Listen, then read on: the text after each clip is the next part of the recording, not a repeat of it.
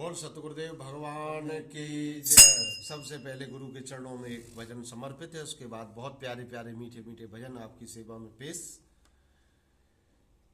कि जिंदगी भर काम करते रह गए और भजन को हम तरसते रह गए। जिंदगी भर काम करते रह गए, हर भजन को हम तरसते रह गए। जिंदगी भर काम करते रह गए, हर भजन को हम तरसते रह गए,